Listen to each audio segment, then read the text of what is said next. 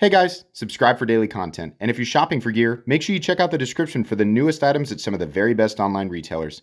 There's also links for some of the items that I personally recommend. Thanks! What's going on YouTube? Metal Complex here, and today I've got another interesting knife review slash knife overview to share with you guys. This is the JK Knives Dwarf. Now, this is a custom knife being made in Poland by a Mr. Jaroslaw Kus or Kuss. I am so sorry. I'm not sure if I'm pronouncing his name correctly, but that's where the JK comes from. So keep in mind for the remainder of this review, this is an expensive knife, but this is something that costs a lot more money to create. This is not something that's being mass produced by a company like ZT or or Bestech, right? This is something that's made in extremely small quantities, a lot of extra handwork, right? There are definitely machine elements in this, but definitely some human attention, something that you don't see in a mass-produced production knife. Thanks so much to my generous patrons who are supporting me right now. There's a link for Patreon right down below. And please make sure to follow me on Instagram at metal_complex. I'm going to link this down in the description. You guys can check it out. This comes from Polish Custom Knives. Check out Polish Custom Knives. They have some awesome stuff. Yeah, it's expensive, but wow, it's pretty cool. Pretty great. Make sure you follow them on Instagram. Let's go ahead and measure the Dwarf here. Overall length of this guy coming in at about 7.5 inches, maybe just a hair larger. Blade length is coming in at about 3 1/4, and your cutting edge is coming in just a hair over 3, maybe right on 3. How about some size comparisons up against the Ontario Rat Model 1 and the Ontario Rat Model 2? Yeah, I don't know, it's got more presence than the Rat 2. It looks like it's somewhat close to the same size, but it really just feels like there's more there than the Rat 2. How about up against the Spyderco PM2 and the Spyderco Para 3? You can see here that this is closer to the size of the Para 3. It's just not the same shape at all. Let's go ahead and put it up against the Benchmade Griptilian, or in this case, the Ritter Hogue, and the Benchmade Bug Out. Definitely a little smaller than the Ritter Hogue. Very close in size to the Bug Out. It just still, the JK Dwarf feels like a larger knife. Now, this is going to throw people off. Let's go ahead and do carry profile. So thickness up against the Spyderco Para 3. Ooh boy, this is, it's thinner than you might have expected. It's not like it's not credit card thin. It's just thinner than you might have expected. A little bit. You look at it this way, and this is what I did. The first time I saw it, I thought, okay, I had an idea dimensionally what it was going to be in my mind, but it's actually a hair thinner than the Spyderco Para 3. And I know these are aftermarket scales. They are the same thickness as the standard production scales. Let's do length and height up against the PM2 and Para 3. You can see here part of the idea, I think, with the profile was just to make it an easy object to carry. It's actually no longer than the Para 3, and it's definitely not as tall as either of these guys. It's much shorter. That flipper tab is extremely, extremely low profile. So there you go. Let's go ahead and measure blade stock thickness if I can get a hold of it. Gosh. Blade stock thickness, I'm going to guess that's probably 120 thousandths. Come on, zero out. There we go. Yeah, 125 thousandths. So there you go. Not too thick, not too thin. Let's go ahead and take a look at the inside of this guy. It actually is, let me get my flashlight. It actually does have some internal milling here. So can you see? Yeah, those are milled out on just the show side scale. No, I'm sorry. No. Let's look at the rear side scale. It has a couple of pockets milled out on the lock side scale as well. So there is some internal milling, which is nice. I'm not sure that it was totally necessary. Gosh, the action is smooth. This is really, really nice action on this guy. Quality action, not just like, oh, it's kind of loosey-goosey, right? That's a nice, consistently smooth action. Let me go ahead and restart this thing so I can give you guys weight. Oh, are we dying? Okay, sorry about that. I had to replace the batteries in my scale. That's fine. It was time. Wow, that's much brighter. So weight on the JK Dwarf 3 coming in at 4.02 ounces. That's, oh, no, sorry. We have an update, 3.95 ounces. That's not terrible. As far as like ratios go, for me, it's just the 3.95 ounce object. I'm not too concerned with the ratios. Is it a comfortable object, right? Dimensionally, is it a comfortable object to carry? Then I consider weight and what type of pants I'm wearing. So do with this information what you will. I don't think that's a problem at all. Let's go ahead and get out my tools as per usual. My tools, why you say? Because it's time for a hardware check. My tools are very inexpensive and very recommendable. You can find them right down in the description in the section that talks about my tools. T8 probably for the pivot. Yep. How about for the body screws? Yep. And how about for the pocket clip screw? Yep. Let's take a moment to look how they've domed off these. I know a lot of people say, oh no, the screw goes all the way through. That means there are threads in the titanium. And if you strip the threads in the titanium, you have to replace the entire lock side. I have literally never heard of that happening. Not once. I actually think this is a better system. The screw goes all the way through. There's no need for, oh, you got screws on both sides, so I got to use 2 drivers, right? And it minimizes the amount of hardware. Honestly, I'd like to see this. I don't need screws on both sides. Just give me one long screw. This is a nice way it's a nice touch. I know that's a silly thing to get hung up on, but I actually like that. Those are domed and polished, the other sides of the screws. So that's pretty cool. I like that. That's a nice little touch there. Very minimal hardware on this guy. Very solid construction. So I consider that a bonus, but you can think whatever you want. Did we do everything? I think so. All right, let's take a look at this knife. So this is in a lot of people will call it a semi-custom territory. Super mega ultra high production territory. Some people will label this as custom. Whatever you want to label it, I think is beside the point. We have a knife here that's being made extremely high quality. And you know, it's crazy. This is actually called the Dwarf 3. I'm going to let you guys look at this card here, the Dwarf 3. I'm going to guess that there were prototypes, models leading up to the first one he actually released, and it was maybe the 3rd variant, right? But this was actually his first time making a knife, which is amazing. It's amazing, how good this is for apparently being somebody's first go at a knife that's hitting the market. This is amazing. Now, I'm sure that this gentleman has a lot of experience with I guess shaping materials like titanium and M390. You guys will notice here, this is M390, but it's been hardened to 61, not 64, 61, which is great because a lot of the M390, 20CV, 204P, right, they're all analogs to each other on the market, has not been Rockwell hardened correctly. So for those of you who really enjoy M390, 61 is where it is supposed to be. It will perform the best, as far as I understand, I'm not a metallurgist, at 61. So that's incredible. This is the type of stuff that you see when you're talking about custom knives or knives that are in this caliber. You see things like attention to individual heat treats on individual blades being perfect, right? Those little teeny tiny details. A lot of people say, oh, what is it that you're paying for?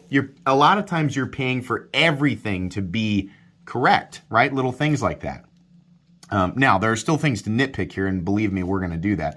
But it's that's something I feel like you guys would want to know. So anyways, JK Dwarf 3, and then we have, what does it say here? Oh, the millimeters. Grade 5 titanium, so 6L4V, right? And then the birthday being, well, 2020, was that 2? I can't remember. I don't know. Is it March? I can't really tell what that says. 2021.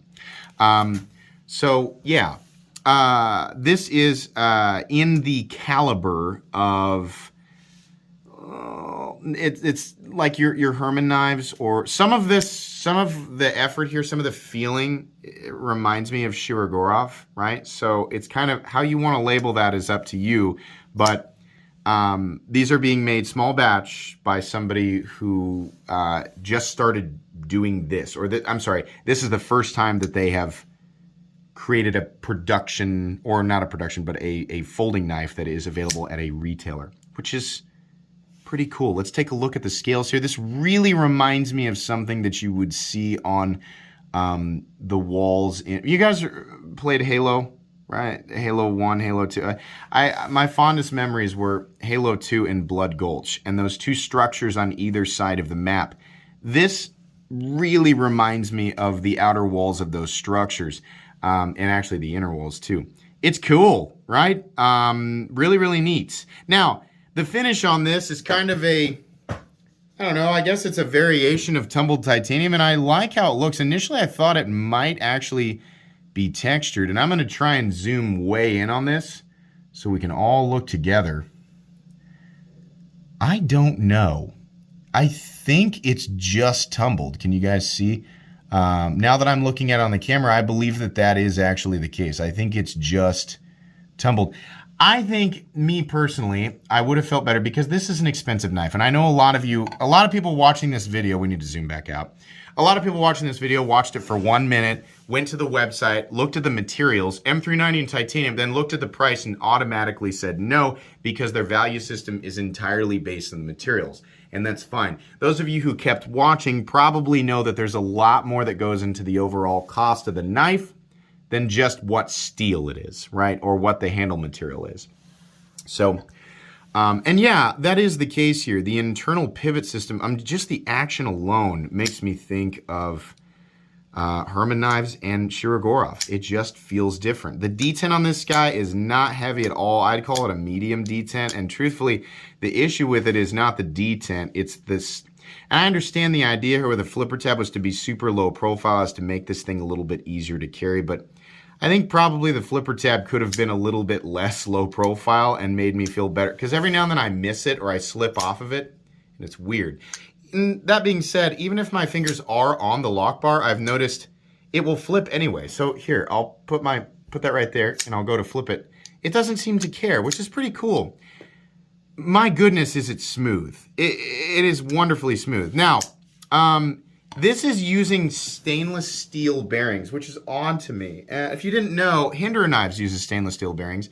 I don't necessarily, like the action, it's not necessarily like whether or not it's ceramic or steel bearings that makes the action feel really, really good. It depends on how perfectly everything was machined, how much attention went into all of those surfaces. In this case, an enormous amount of attention because it's very, very consistently smooth. I am, however, used to the ceramic bearings. Why does that matter? Over time, the ceramic is going to last longer than the steel. It's one of the only issues I have with Hinderer knives is I wish that they would move to ceramic bearings versus steel. Now, they are stainless steel bearings. It's very unlikely that you're going to have issues with corrosion over time, but eventually all steel corrodes. And as far as I understand, ceramic bearings cannot corrode. I'm sure they have their own pros and cons, but it seems like the ceramic stuff is probably a better choice. If moisture is going to be trapped somewhere, it's going to be trapped in an area like that. And that's when you might have an issue. Now, truthfully, I've never heard of a situation where steel bearings corrode unless the entire knife was like submerged in salt water or anything like that. I know that it's a teeny tiny difference in cost. The difference in cost between steel bearings and ceramic bearings is nothing. So it's kind of silly to get hung up on this thing. I just expect knives in this caliber to have your ceramic bearings. And truthfully, I don't know that steel bearings should really exist anymore in knives. You know, budget knives are below. I think it's acceptable, right? But I see ceramic bearings in budget knives sometimes, so that was kind of confusing. I also found out that the stop pin is tungsten carbide, which is interesting. It's interesting that they went with tungsten carbide for the stop pin and steel for the bearings. Okay. That's what they did. I think it's a pretty minor detail. I just wanted to point that out. The action is, still, all that being said, the action is very, very nice. It's really good. Like it a lot. I don't like how pointy the flipper tab is, and I don't like how low profile it is, especially considering it's got a lighter detent. It doesn't give me that satisfying click snap, right? Like the breakaway, and then the rocketing into the open position, right?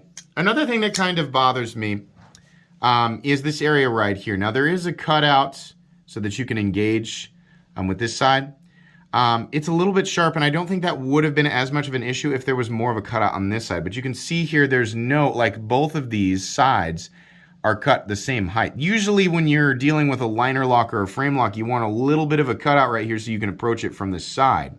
You still can a little bit. The problem is you have to come to, this area right here is a little sharp. So considering how thin this area is, this gap right here, and the fact that there is no area that's cut out on this side, it makes it a less than comfortable experience. I'm not gonna say it's a bad experience. It's just not super duper comfortable. I want this to be less, I don't want it to be so sharp, these edges in here, and I want this area to be cut out. The problem here is that the designer has created a very specific aesthetic with these handle scales, and there's a continuous flow, right? These straight lines, they look really good when the knife is open or closed. Adding a cutout here ruins these cool lines in here, these sort of halo building-esque lines, and it ruins the continuous straight lines of the knife. So it's probably less likely that this was a blunder by the designer, and more likely that it was like, well, you know, you can still engage the lock bar there, but I just really want to keep the aesthetic because this does look nice. I like how this looks. So functionally though, that's something that I would prefer was different, even if it did take away from the aesthetic lines here. I like the seating of the hardware. I like how the hardware looks. Very simple, very straightforward. The blade has a hand rub satin finish on it, but it's been subdued and it's real cloudy. It's real, but in a good way, right? It's not that hyper reflective where you can see all of the individual grind lines immediately. You really have to kind of look before you can tell which way those lines are going. And I'll zoom up again so you guys can kind of see what I'm talking about here. There we go. You can kind of see that all the lines are going this way. I kind of like that. That's just a nice little luxury there. That, I mean, a lot of people are going to, okay, who cares? And some people are going to think, oh, that's neat. It's just different from a lot of the hand rub satin finishes that I've seen before. So I like that. And that was definitely done by hand. I assume that the blade was probably also ground entirely by hand, but I don't know that for sure. The scales, I can say almost certainly were done by machine, but this is a really nice machining job and it looks great. There is no blade play on this guy whatsoever. That is all completely and totally solid. The geometry of the lock face and all of that, that's done really, really well. The stop pin, I know I usually talk about that later. The stop pin is internal and it's fixed in place. It's actually up here. If you look close, you can see a little bar in there, and that apparently is made out of tungsten carbide. I don't know why, but okay, that's neat. That definitely should last for a really long time. So there are channels cut in the blade for that bar to ride in, right? Really nice. The blade has a flat that carries out about 70% the length of the blade. There's a reasonable amount of material carried out to the tip. It does get thin enough to, you know, do your pokey puncture tasks. It's kind of neat how that line like abruptly trails up to the tip. It's exactly the same on both sides. I mean, it is exactly the same on both sides. If this was hand ground, right, then he did an amazing job of it. It might not be, right? I mean, the sharpening job was definitely done by hand, and I want to talk about that. This feels a little bit toothy to me. And it looks very consistent and very even, right? There's no like wonka, there's no big ugly area where part of the bevel is wider. It feels a bit toothy, and I understand sometimes that's done intentionally. Sometimes knife makers will intentionally sharpen knives in a way that results in a toothy edge. The Benchmade Knife Company, I think, is a pretty good example. They intentionally create a toothy edge with little micro teeth that saw into things. I was cutting a piece of paper with this last week, and I was doing it again before I started the video here, and the blade absolutely slices, right? I mean, there's no question there. It absolutely does slice, but you can see here, if we look real close, you can see how the edges of the paper are kind of folding upwards. It's doing a teeny tiny, it's slicing, and it'll do that, no problem, right? I like it to divide the paper in a way where there's no lips or fold, and I know that's so silly, right? People are saying, that paper cut, that doesn't prove anything, right? It's just a preference in the edge. And you're exactly right, it is. I like to feel knives glide or almost divide paper on a seemingly microscopic level where there's no folds coming up over. That makes, I can feel that drag a little bit, right? I get, whether or not that is actually indicative of higher quality, I have no idea. My internal, you know, feelies go, ooh, when it seems to divide paper in an impossible way. Just like perfect slicing right through it. So I don't know. The edge is absolutely sharp enough to slice, but truthfully, just touching it, it doesn't really feel that sharp. And perhaps I don't know what I'm talking about, right? I mean, I gotta kind of be honest here. It's a weird edge. I am not used to feeling anything exactly like this. I kind of feel like it's not. It could be better. The edge could. I have felt knives that feel substantially sharper, even with a thicker geometry. But then again, cutting paper, it seems to do it just fine. So maybe I don't know what I'm talking about. That's just, I'm reporting exactly what I'm feeling. Outside of that, though, the blade is beautiful. It looks really nice. Kind of like that, how it's real straight, and then there's an abrupt curvature there. I'm not sure what it reminds me of. I don't know if it's like almost like a Japanese profile, but yeah, it looks really nice. Fit and finish overall is truly excellent. This is really, really nice. Like the fitment of everything and just how accurately everything is machined. It looks really, really nice. There's a backspacer back here. They kind of went the Wii route where we did the little lanyard bar back here, which I actually prefer. It's totally out of the way. Something that I have noticed is there are a lot of corners and edges that are very sharp, abrupt 90-degree angles here, here, here. Now, and a lot of this stuff that I'm complaining about there are areas of the knife that your hand will not organically interact with, right? But things like the pocket clip, the corner of that pocket clip is way, way too sharp. That is a 90-degree angle, and it is super pointy. Now, it goes along perfectly. Like he's even done some of these cool lines in here that are, the same type of thing that's going on with the body. It looks exactly like it was made specifically for the knife, which is what I like to see, especially in this price range. I don't want to see a clip that looks like it's made for whatever, just slapped on here. No, this looks good, but it's super duper sharp, and you can absolutely feel it. Couple that with the fact that while we do have a very continuous and pleasing aesthetic for the theme of this knife, we don't have any clear line. It's just a big straight area. So ergonomics are, you can hold on to it, right? And these edges right here, right? This is all nicely knocked down. It's really just the internal parts that get sharp, right? Same way with back here. This is nicely knocked down. I want to see that translate to the clip, and then some of these other areas like right there, just really pointy. This area here, also pointy. The edges of the flipper tab, pointy, right? So it's interesting how much attention was like these areas right here are so nicely knocked down. It's perfect. And then other areas are super duper pointy. Same up here as well. Just real, real pointy. So it would be more comfortable to hang on to. I mean, if we're gonna go with this, right? I kind of would like the cutout in here so that I at least have a spot that feels like it's appropriate for my index finger, and at the same time, a little more room to engage that lock bar.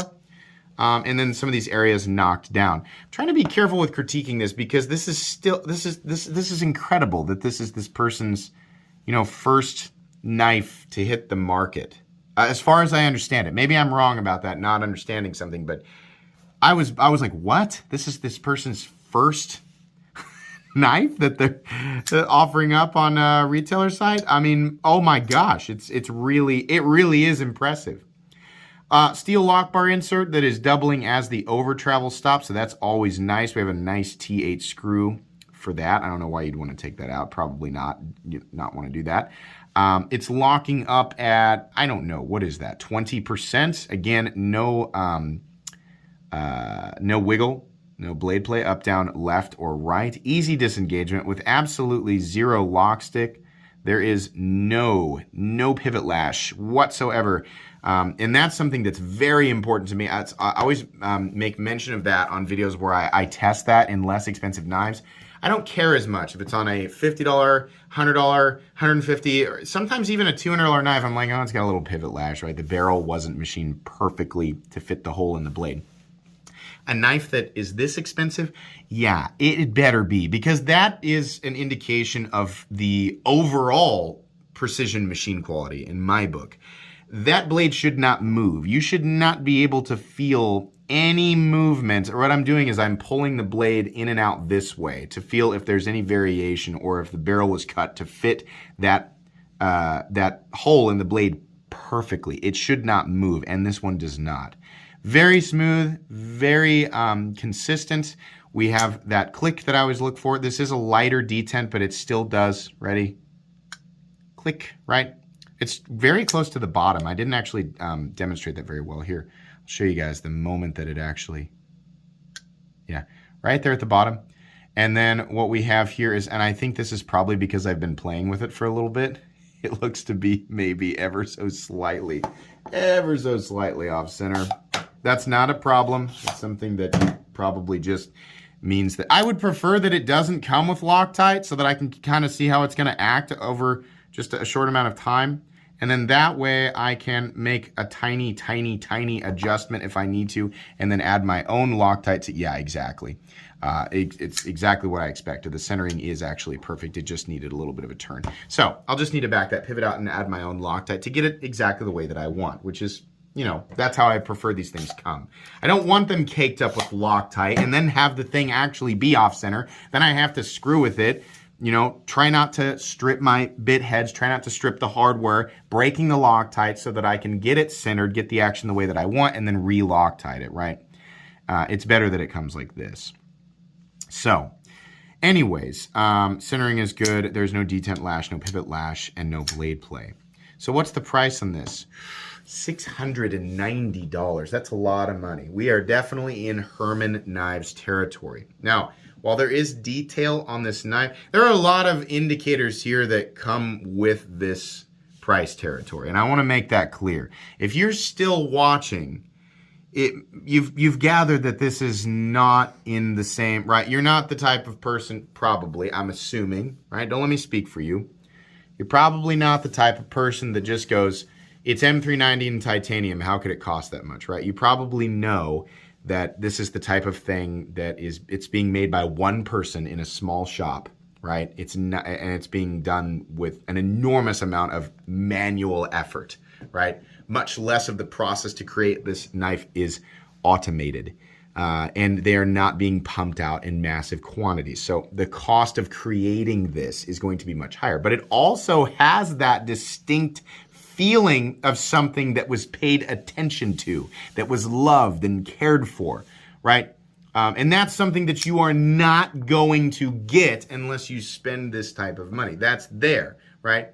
So this does feel like the territory that Herman Knives is in, and it does actually feel like it's approaching your Shirogorov level knives, right? And you know, like what's another good example? Some of your CKF, right? Your Satori and your what's the other one? That's a Resenti collab. Well, anyways, it feels kind of in that territory. This is not a knife where I look at the price and think, for what I'm getting, I want the price to be less. No, I think this knife maker is obviously capable of some pretty incredible things. I would obviously, little things, little quality of life improvements, I'd like to have that cut out there. I'd like to have some of these corners knocked down. If we're going to go with a super thin, it's not super thin, if we're going to go with this knife profile, those edges that are sharp are substantially sharper on a knife that is thinner, right? You get hard angles on a big thick knife, it's uncomfortable, but for a different reason. On these thin ones, right? For whatever reason, for me, it feels a lot more aggressive. So some of these, and they're not terrible, right? I want a bigger flipper tab. I don't want the flipper tab to be so sharp. I don't want the pocket clip to be so sharp. I want that area cut out so I have a, number one, a spot where it feels like my index, it just feels like your hand belongs on it, that it's actually made for the hand, and it's a little bit easier to disengage, right? The edge, I gotta be honest, I don't like the weird toothiness. It'll cut, it'll work, right? Especially M390 in this geometry that's hardened to 61. Oh yeah, it's gonna cut, even if the edge doesn't feel exactly the way I want it to. I want more of that glassy edge. And why do I say glassy? Have you ever picked up a piece of broken glass, like a long shard of broken glass? I know a lot of you are gonna go, why would we do this? Glass will oftentimes break in a way that, and it's you know, glass is very hard and very brittle. long pieces of glass will break in a way where the edge actually is like a perfect laser glassy edge where you run your fingernail along it and there are no, because it broke so clean, right? It's not jagged. Sometimes it is, but sometimes long strips of broken glass have this very clean where it's just you can't actually tell if it's even cutting into your fingernail because it's so clean. These you can feel little tiny just you know, like little teeth in there, and I don't like that as much, but maybe that's me. It really does feel similar to the edge on my bug out. Yeah, it feels insanely similar, and I've never been a huge fan of the toothiness in a Benchmade either. I like more of the glassy continuous smooth edge. And it also, when I feel an edge like that and it really feels sticky, when I go to slice paper, I don't see those lips at the end of the cut, right? This is crazy, the amount of detail I'm going into. This knife maker has an enormous, and it's silly, like I'm critiquing this, but I could never create this. I could not fathom the amount of work it went into, for this person especially, this being the first thing that they, you know, brought to the arena, right? Couldn't fathom the amount of work that went into this. This is really impressive, right? I do like this. I want some things changed, and I think it would be like things like an orange peel finish, I think would have really helped kind of send that, made me feel better about a $690 price tag. If I have not mentioned that yet, $690 for this would have made me feel better, right? Does it cost that much more to do? No, but it would have made me feel better. Since we don't have a flat up here on the spine that's carrying way out, it would have been nice to have a little crowning done right here. I like this finish. I think it would be cool if we had a more reflective, like a higher polish. It's neat that it's subdued and it's darker, right? But it would have been nice to have something that was a bit more reflective, to have the contrast between this area and this area. Little things like that really help feel. I have no doubt in my mind that the end result of this being a $690 knife, right? It probably costs a lot of money to make, and he's probably not trying to make a big crazy amount on this. But it would have really made me feel a lot better about that. I'm excited to see the evolution of this knife, and I have high hopes for it. Like if we see a Dwarf 4 or a Dwarf V4, a Model 4, or maybe Dwarf Evolution or something like that, where there's just those extra little polishes and maybe some varying finishes and interesting contrasts and things like that, it would be neat. It would be hard for me to pull the trigger on exactly this, but until you handle it, you look at it and seeing a picture of it's one thing, but then handling it, you go, oh yeah, okay, this is definitely done in a way where, small batch, very involved, very, a lot of manual processes, things like that, right? It has those indicators. So, pretty cool. This is gonna go on my custom knives playlist. If you like how this looks, everything's very solid. Like the knife is built very well.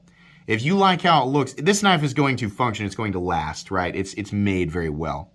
But if some of those things that I'm nitpicking are important to you, that the corrections, if you agree with that, then you probably want to hold off on this, right? You need to decide for yourself. So yeah, anyways, I do appreciate Polish Custom Knives sending this in for me to take a look at, though. That was very cool. Appreciate that. Check out Polish Custom Knives. I'll link this right down below. Check out this knife, right? They have lots of cool stuff there.